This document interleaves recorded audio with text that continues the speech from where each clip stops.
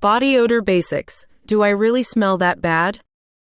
Imagine this, you're in class, minding your own business, when suddenly you catch a whiff of something not great.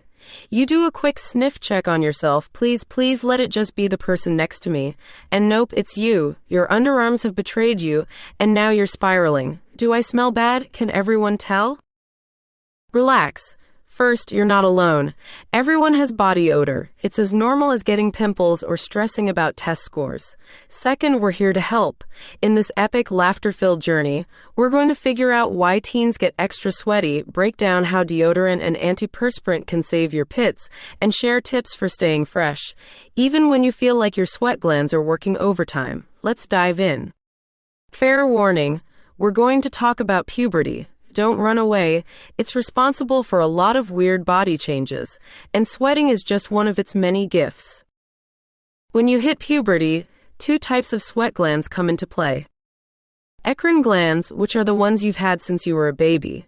These help cool you down when you're hot or exercising. Think forehead sweat or when your hands get clammy.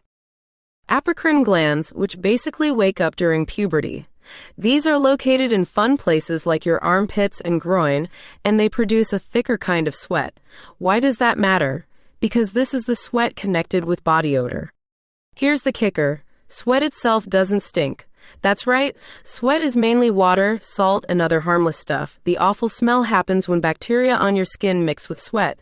It's like they hear "party at the armpit" and start breaking down sweat proteins, releasing those sour, unmistakable odors. Yikes.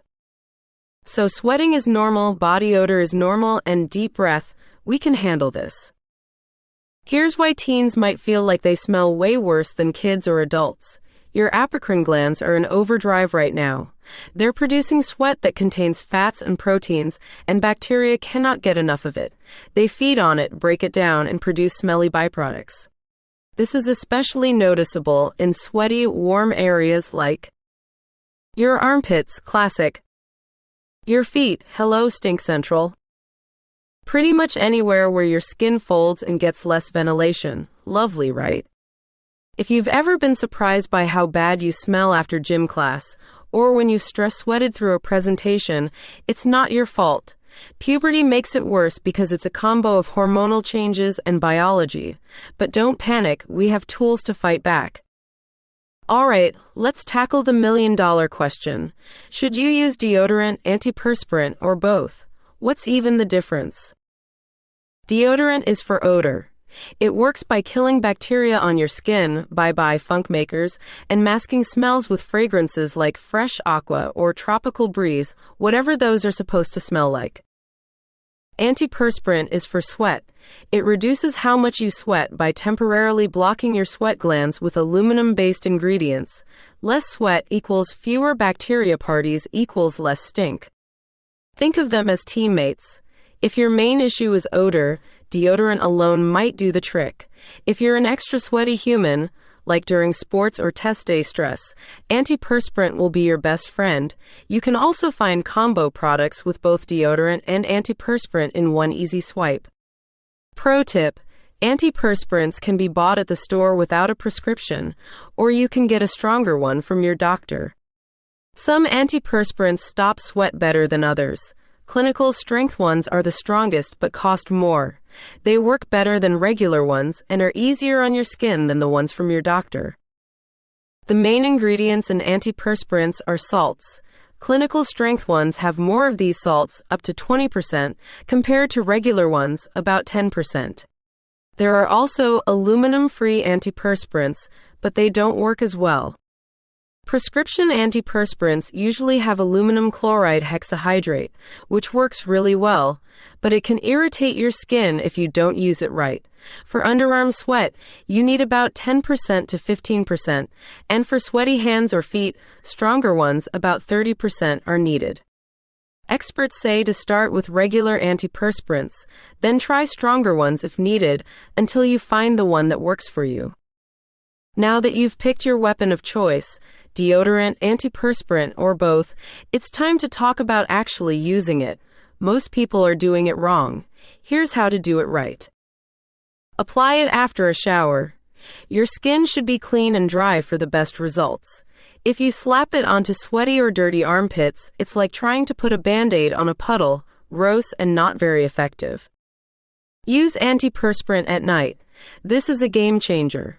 When you use antiperspirant before bed, your sweat glands are less active, giving the product more time to block them effectively. Don't overdo it. A couple of swipes are all you need. Too much product can clump, leave white streaks, or stain your clothes. Less is more. Wait for it to dry. This avoids gross residue and those chalky white pit stains no one wants to see. Let things settle before pulling on your shirt. Speaking of clothes, ever raised your hand in class only to realize that your armpits are rocking some massive sweat circles? First, don't panic. Everybody deals with this at some point. Second, let's talk about how to rock breathable, sweat-safe style. Wear the right clothes. Breathable fabrics like cotton let your skin breathe and absorb moisture better. Avoid tight synthetic fabrics that trap heat and sweat. Prevent sweat stains. Choose light or dark colors that don't highlight sweat marks. Gray shirts are the worst, sorry. Clean your clothes regularly, especially gym clothes. Your favorite hoodie doesn't love being worn 10 days in a row without a wash, trust me. Want extra protection? Carry a sweat survival kit. Throw a travel-sized deodorant or antiperspirant, a clean t-shirt, and a small towel in your backpack. You'll feel way more confident knowing you're prepared for any pit-related emergencies. Your hygiene habits are the backbone of staying fresh. Deodorant and antiperspirant can only do so much if your overall hygiene game isn't on point. Here are a few essential tips. Shower regularly. Ideally once a day, especially after you've been sweating or being active. Pay extra attention to areas like your armpits and feet. Use antibacterial soap. It helps reduce bacteria, which is key to preventing odor.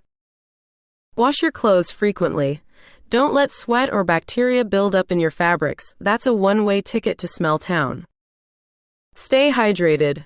Surprising but true, hydration helps regulate your body temperature, which can minimize excessive sweating.